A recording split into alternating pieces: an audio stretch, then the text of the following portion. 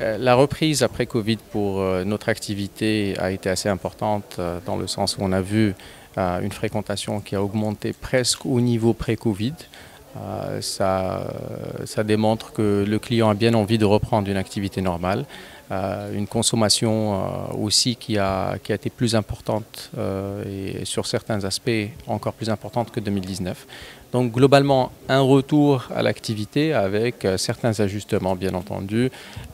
Il y a eu, de ce que nous avons vu, une migration d'une clientèle qui peut-être pré-Covid avait l'habitude de fréquenter du commerce traditionnel et qui post-Covid est en train de fréquenter du commerce moderne. Et ça, c'est pas seulement un effet Covid, c'est aussi un effet démocratisation de prix, nouveaux acteurs qui sont rentrés sur le marché et qui ont mis en place une offre, on va dire, plus adaptée à cette clientèle-là et nous en sommes ravis. Nous, on se positionne sur plusieurs secteurs d'activité, pas seulement sur la partie commerciale. Donc sur la partie commerciale, c'est là où on a démarré et bien entendu, on va continuer à avoir de la croissance sur la partie commerciale.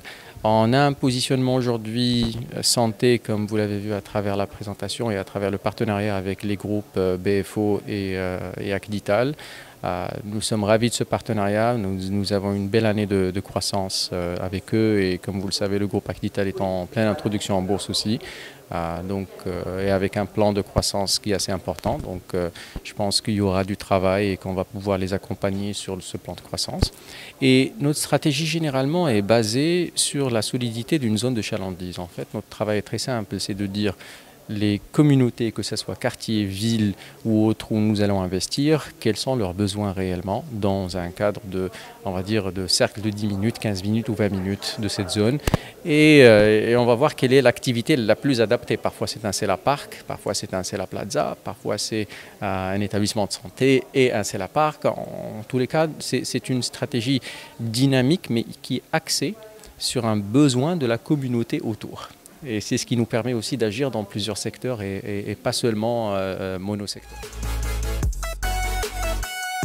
Nous, c'est particulier parce qu'on ne fait pas de la promotion immobilière. Notre activité est axée sur de l'investissement pour de l'immobilier locatif. Donc, on ne traite que, on va dire, le cas de loyers futurs. Et généralement, ce que nous avons vu sur notre on va dire plan de développement, c'est que l'inflation nous a touché à hauteur de 10 à 15% sur le coût de nos produits et qu'il y a un équivalent quelque part qui vient aussi d'une augmentation de loyers, de partenariats et autres choses qui compensent une bonne partie de cette inflation.